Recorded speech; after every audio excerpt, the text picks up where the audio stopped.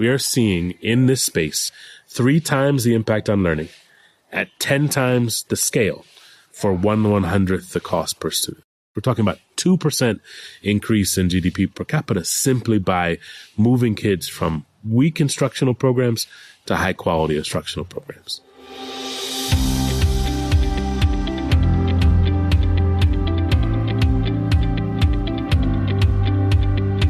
Welcome to VoxDevTalks. My name is Tim Phillips. In one sense, it was business as usual at the Education World Forum in London this May. At the world's largest annual gathering of education and skills ministers, this year's theme was building stronger, bolder, better education together. But the context was far from routine.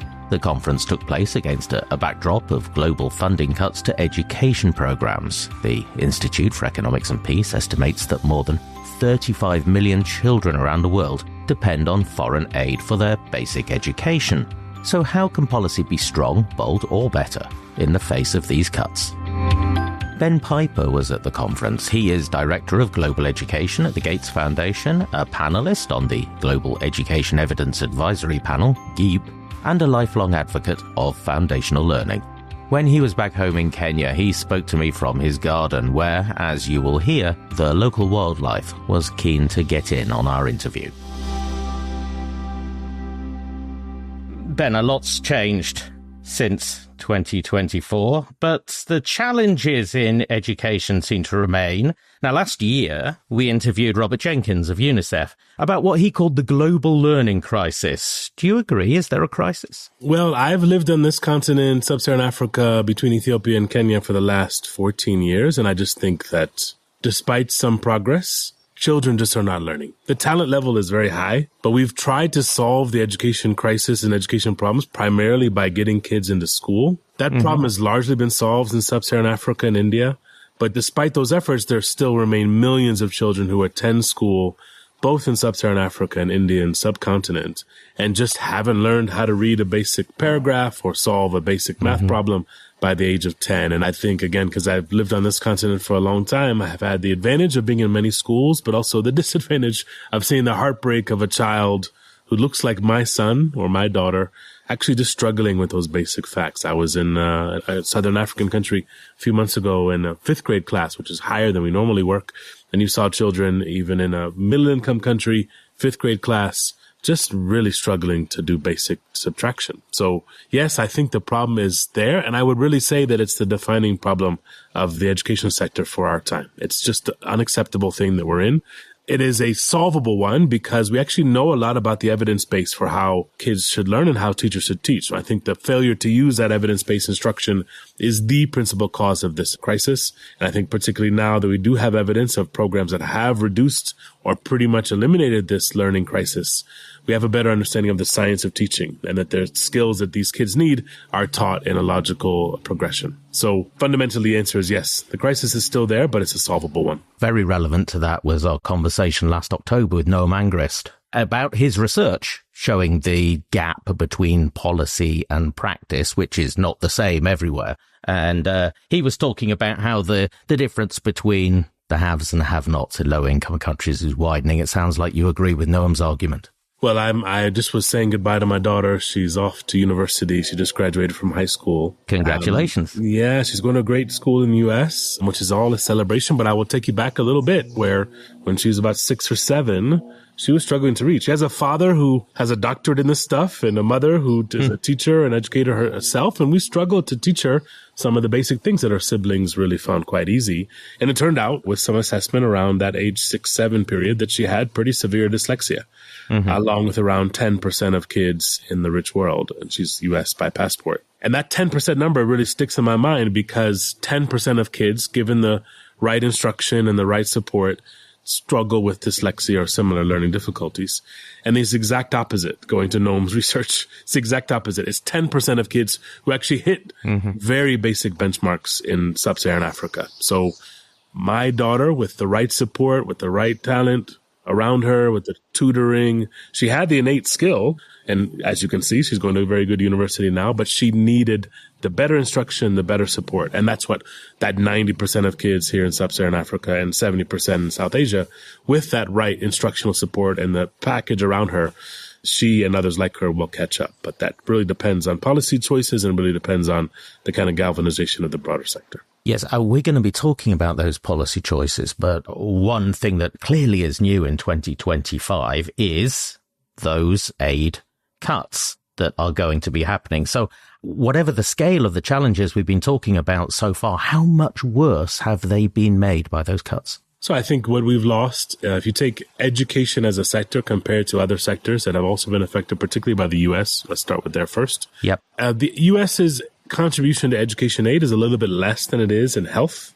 But for this issue of how to improve learning, it's actually a bigger part of the intellectual contribution of what we know. That said, the global aid cuts are a real challenge, but I'm seeing this as kind of a catalyst for innovation. Just being at EWF last month, it was 120 countries, but I spent most of my time with African ministers, talking with 10 of them in one-on-one meetings.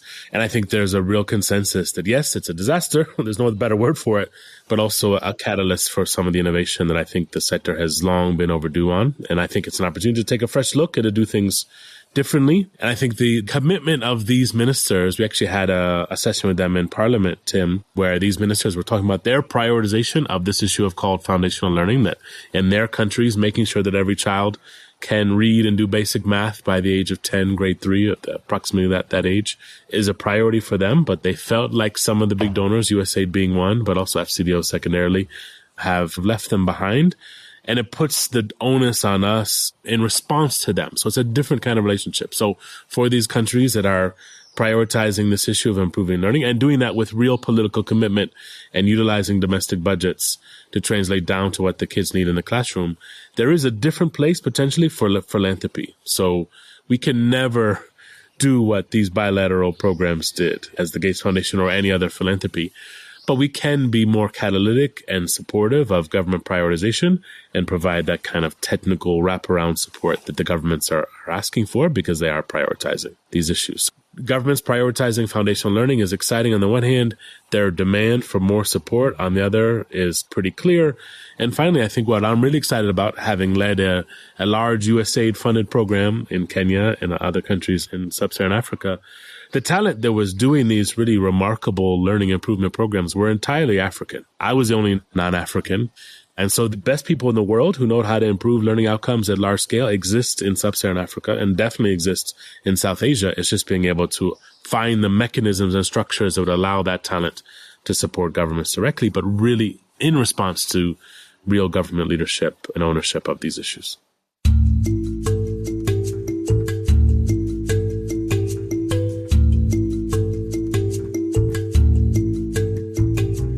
So, Ben, you were talking about foundational learning. You have a strong commitment to that, and we will be talking about it a lot more in this conversation.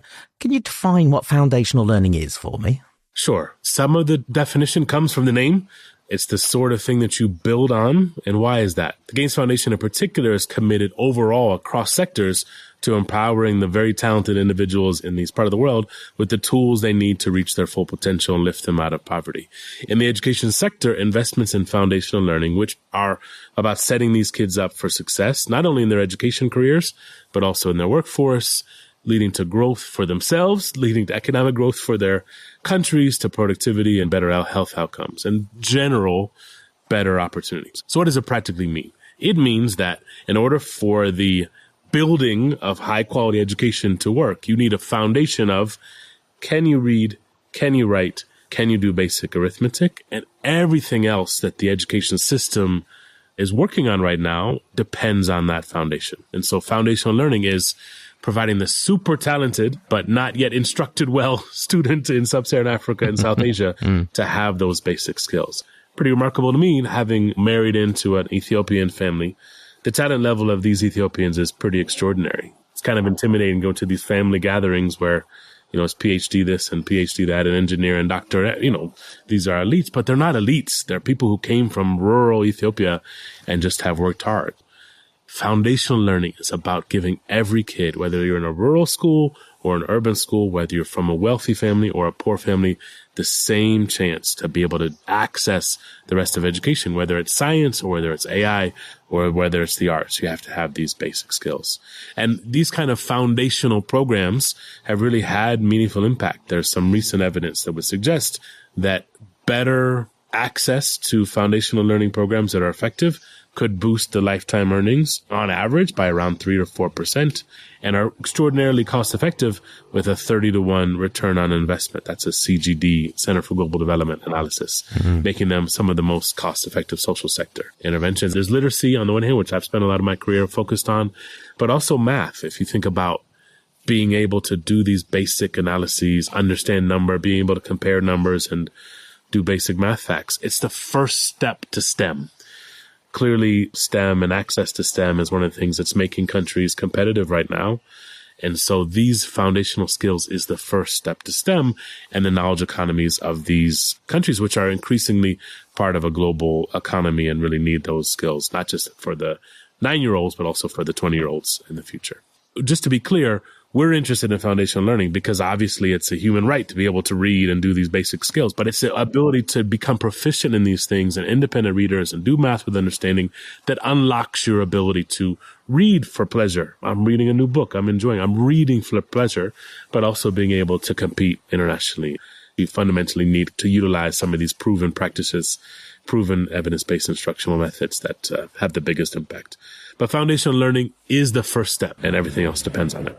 The international community's done a good job at creating more access to schools, putting more kids into schools. But at a policy level, to create foundational learning within those schools, what needs to be done and who does it? Well, that's a good thing in some respects, because I feel pretty strongly that the people who are needed to do it are the existing teachers. Right. You can work with the existing personnel. It's just providing them the right support and the right understanding of what they're trying to do and how to do it. So the program that I led in the past called Tusome, which is here in Kenya, was an instructional program that was supporting every public primary school teacher and every public primary school kid between grade 1 and 3 with better instructional material. So it's not like you're creating something brand new, but it's a better book for the kid and it's a better teacher's guide for the teacher and providing that in every school. And then after that program rolled out, learning outcomes doubled in 1 year. And that's at a national scale. There's some very recent evidence from India on a program that used something called structured pedagogy, which showed that this is an ASER study, which is done by Pratham, which is the biggest NGO in India. And it's just measuring basic skills at a grade 2 level. And the last assessment, Tim, was just before COVID. So we're a little bit worried at the end of 2024 whether or not the outcomes would have caught back up to pre-COVID times. And in fact, what we found is in states that implemented this structured pedagogy program, which I'll explain to you what it is in a minute, their outcomes not only caught up to COVID, but also were the best that Pratham's assessment had ever shown, that the outcomes had improved more than they ever had. And the gains were actually twice as large in public schools as they were in private schools because it was public schools that had taken this government prioritization of foundational learning more seriously and had really made it kind of a cornerstone of education. So what does it look like? It means kids get books. Those books are well structured and sequenced. They take the science, if you look at it from a academic point of view, have like this big spreadsheet of all the best of what we know about how to improve learning into one package. You put that spreadsheet and you don't see it in the textbook. The textbook looks beautiful. It has pictures of kids. It has pictures of kids outside playing. But underpinning each of the lessons is a big, carefully designed scientific spreadsheet that gets the kid access to their skills as effective as they can. So the kid has a textbook or a workbook. In the Indian case, the teacher has a teacher's guide, which gives them some structure of how to teach a lesson every day. And then that teacher has support in the form of training to understand how to do each of these instructional routines. And then also classroom support in the form of coaching or other methods to give the teacher some practice with the skills. And that sort of approach is not that complicated or, to be honest, Tim, that new, but doing it at that scale has been what's really cracked it, both in Kenya and in India, to have large-scale learning improvement. And between what ages does this take place? Years differ a little bit, so it's either 6 to 7 to 9 or 10. So if you're foundation phase, lower elementary from an American point of view, first cycle in Ethiopia, depending on what you call it, the kind of 6 to 7 to 9 to 10, somewhere in there. Because it's the time period where kids are learning to read so that you then can read to learn. So somewhere around that grade 4 period is where kids need to have these basic skills to be able to learn new content and need to have the basic numeracy skills, both in number sense as well as computational ability to allow them to access more complex math. Now, as I mentioned, Ben, you're a GEEAP panelist. We've spoken to some of your fellow panelists before about how GEEAP evaluates policy. And you have this concept of smart buys. What is a good return on investment in education? So is the return good for this? Is it a smart policy choice? So yeah, I think what GEEAP has done in their last report is characterize 2 particular in learning improvement interventions as a best buy. So these are best buys because they have rigorous evidence, which is the best high quality studies supporting them, as well as the pretty careful analysis of the cost per child per year. And so we're saying that 2 interventions have meaningful impact at scale for $8 to $10 per child per year. And the 2 interventions are called structured pedagogy, which I just mentioned about a moment ago, and something else called targeted instruction, otherwise called teaching at the right level. One, teaching at the right level, is grouping kids by their skill. And so if you have a pretty wide range of skills in the classroom, making sure that those who need to practice their letters are practicing their letters, while those who are reading full stories get to do that on a daily basis. Those are 2 interventions that across South Asia and across sub-Saharan Africa have consistently shown impacts. And they are ones that actually are helping, as we said earlier, the existing teacher to improve their teaching. We're not replacing those teachers. We're just helping them to do better. And I think it has the potential to have real lasting improvements in student learning outcomes and provide the seed not only to help that individual teacher, but have the entire education system work better. One thing that got launched actually last week at EWF in London was a new GEEAP paper on literacy in particular. So what we were trying to do there was take the current evidence. That are 70 new studies from these countries, particularly low and middle income countries, and see if the evidence about how do you improve literacy is substantially different for these low and middle income countries as it is in the US or UK. Because a lot of what we knew about improving literacy was drawn from those 2 countries. And as you might know, English is not similar to the rest of these countries as other languages. It's actually quite a difficult language. It's a less transparent, far less consistent language. So we were able to update the evidence on literacy to see if it changes when you focus on languages that are quite different than English. And the highlight of that paper is that, yes, the basic ideas remain. That's actually quite encouraging, that every kid needs to make sure they have practice on decoding, being able to figure out how these letters make sense into words and whether those words put together to make sentences. And at the same time, every kid, regardless of language, regardless of location, needs to have practice developing their oral language, oral vocabulary. So the specifics differ by country and by language, but those 2 components are applicable. Now, without getting too much into the details of that paper, it's really important for everyone to know that learning Arabic in grade 1 is different than learning English in grade 1. And similarly, my wife's Ethiopian. Learning Amharic, which has an alphabet of 200 plus letters, is different than it was for me to learn 26 letters of English. But the core elements remain, and the best evidence about how to improve those languages was laid out in that new paper. Now, it sounds like you have an excellent evidence base for the effectiveness of these learning techniques. But I guess with the reduction in aid funding or the elimination of aid funding, then a lot of policymakers will be looking at what is the benefit for our economy? What is the benefit for our country of investing in this? Can we estimate a return on investment there? Yeah, I think recent evidence is pretty exciting about that. So let me give you one sentence that has 3 numbers in it. Ready? I work in the global space, and I also used to be a teacher in the U.S. So if I compare literacy and numeracy interventions between low and middle income countries and the U.S., these are 3 things to think about. On average, what we're seeing, our programs are 3 times more effective at 10 times the scale for 1/100th per student cost. So this is on average. Again, there are programs that are more effective than this.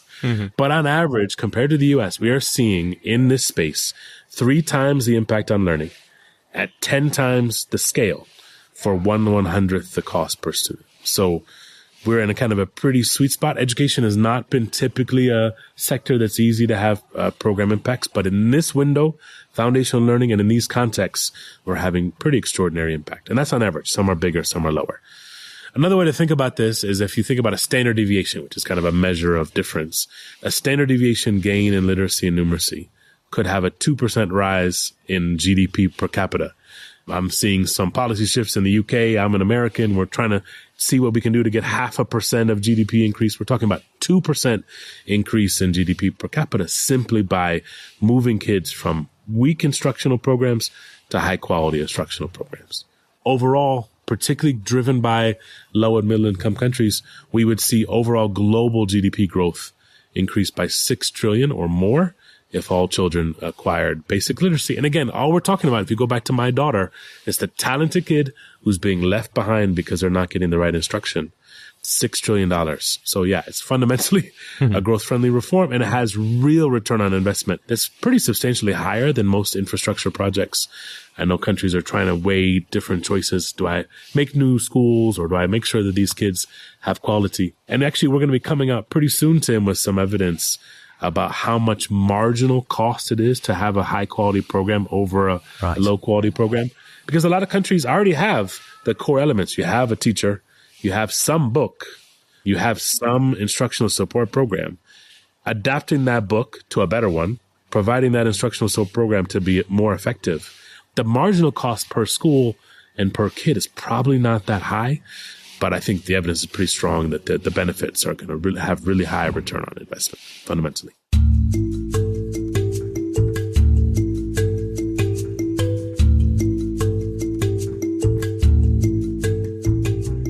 So Ben, you mentioned a couple of countries in which these programs have been implemented. As you look around, is there a single model for implementing foundational learning, or is it very country specific? I would put my answer somewhere in the middle of those two opposites, Tim. So look, in the countries where you've seen substantial political will, governments have decided this is their priority. They use the evidence to determine the structure that they're working on, and they have some measure of implementation quality. You can see transformation of learning outcomes within a 2 to 4 year window. I gave you the example of Kenya early on. But the 2 to 4 years in most countries is within an election cycle. So though that person in power could actually see some benefit to them in that time period. So again, the India one is one that's top of mind for me. I just had another call about some upcoming very good evidence about foundational learning improvements in India. But what India did starting off was pretty substantial. They set up a new priority for government and their new education policy, which was this issue of foundational learning. Unless we fix this, everything else in the new education policy won't work. So they created this mission, which is called Nipun Bharat, which is the FLN mission. And as I said earlier, the kind of national energy around improving literacy and numeracy has meant that these outcomes in 2024, that were released just a couple of months ago, had the highest national percentages of grade 3 literacy that they've ever reported, and the highest national numeracy rates that they've had in over a decade. And then some of the states like Uttar Pradesh, where we have a couple of very good partners working with Uttar Pradesh. And I know, Tim, Uttar Pradesh is a state with 230 million people. Yes. So it's 2/3 the size of the U.S. And in that state, we saw learning outcomes triple since 2018 in both literacy and numeracy. So we're getting substantial improvements at large scale in complex places using these sort of approaches. Of course, having been to Uttar Pradesh relatively recently, and having been to Kenya relatively recently, since I live here, there's differences. But the kind of core evidence base is quite strong. You might have a different structure for how you get instructional support to happen. Some are using coaches that exist. In India, some states have created a new cadre of coaches to provide instructional support. But this idea of having some feedback mechanism and loop to the teacher, giving the teacher new materials that are evidence-based, and having the student with something they're looking at or working on every day, that package has consistently shown impact. Now, Ben, you're locally on the ground. As you say, you're in Kenya. I imagine some people might be able to hear the wildlife behind you. It looks fantastic. For the Gates Foundation, your involvement in this? What is your role?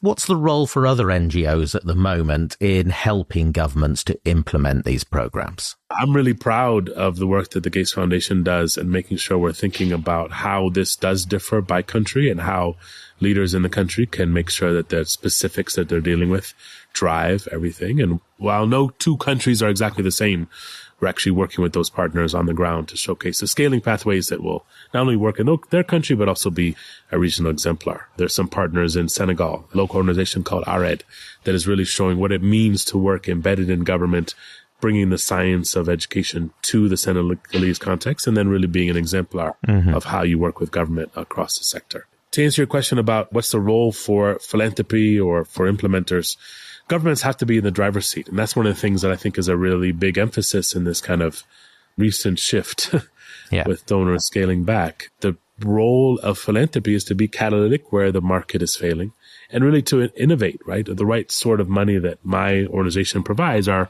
how do you build the evidence base that works? How do you help countries think about leveraging ed tech and AI? How do you help collaborate across philanthropy in a way that hasn't happened in the past so that country can feel that they're in control and they're not trying to manage 20 different partners doing 20 different things? So I'm actually, as a development professional and one that's loved working in this sector for the, 20 plus years I've been at this, also excited about some of the changes that this shift provides us the chance to do. And I'm really excited to be part of the foundation who is listening to government. Right now, Bill Gates and the Africa office is working very closely in Ethiopia and Nigeria to listen to the heads of state there about what they see as the new world. When I was in EWF with the ministers there, my main question is, what do you see as the way forward and how can philanthropy help? So we really are excited about being at the forefront of this shifting relationship between donors and countries and think that we can play a role at the innovation space of how do you take that priority of government, which is really clear. I think one of the things we've seen is that there's a set of nearly 30 African ministers who have said that foundational learning is a priority for them. It's their idea. And so we, as well as other philanthropies, can come behind them. Excited about that. And as I said earlier, also really thrilled about the idea of having as much of this being led by African organizations rather than the global ones. Your catalytic involvement, how long does that last for? So I think that will differ by country. And what's exciting for right now is we have a new strategy approved by Bill Gates that we were just announcing that will continue to focus on foundational learning. And we've picked a few focus countries to really start with. And we'll be with these countries for the next several years, supporting them. As you've seen in the bigger announcement, the overall foundation is continuing its work for the next 20 years so we can do more in the short term. So we're really excited about trying to increase progress as much as we can in the short to medium term. So when you were at the conference recently, Ben, and you were talking to those education ministers, how receptive were they to what you're saying? But also how optimistic or pessimistic are they about their ability in the current situation to implement it? The good thing is we have the advantage. I have relationships with several of these ministers over the last few years. So we have relationships where they can tell me the truth of what they're worried about and what they're feeling confident in. And I think that we shouldn't hide it, that there's a real loss of expertise and a real loss of resources. But what I'm excited about is that many of these ministries have already found places in their domestic budgets, as tight as they are, or places with the large multilaterals to pay for some of the core elements of these evidence-based approaches. And I think what they are desperately asking for the listeners of your podcast and for the other philanthropies, other technical experts in the sector, I think the word was, don't abandon us. We do know that development needs to change, and I'm personally excited about thinking about how to do that. But I think these countries are not wanting to be abandoned, but they want that to be in a different relationship where they're at the core. They're the ones making the decisions, and that we as philanthropy and as we as technical support are in response to them. I'm as optimistic about this work as I've been in a long time, not because the resources are what they used to be, but because the ideas are flowing in the right direction. The ideas are flowing from sub-Saharan Africa and from South Asia to us, and then we're trying to find ways to help them rather than the other way around. And I think that's going to have a longer term impact so that these programs are not only effective in the short term, that can have some evidence that shows up in the next GEEAP report, but also can fundamentally shift this problem of foundational learning. Progress is possible, even in the short term, but all of us do need a sense of urgency. Right now, as we're on this podcast, there is some child who looks like my daughter or my son who's in a classroom that just isn't learning, but we know how to fix it. But for that kid next year, even if we might have missed this kid this year, but that kid next year, we should be able to have better programs and better government-led interventions that can make sure that we'll be just on time for the next kid. I'll let you get back to fixing it. Ben, thank you very much for talking to me today. Thanks a lot, Tim. Pleasure.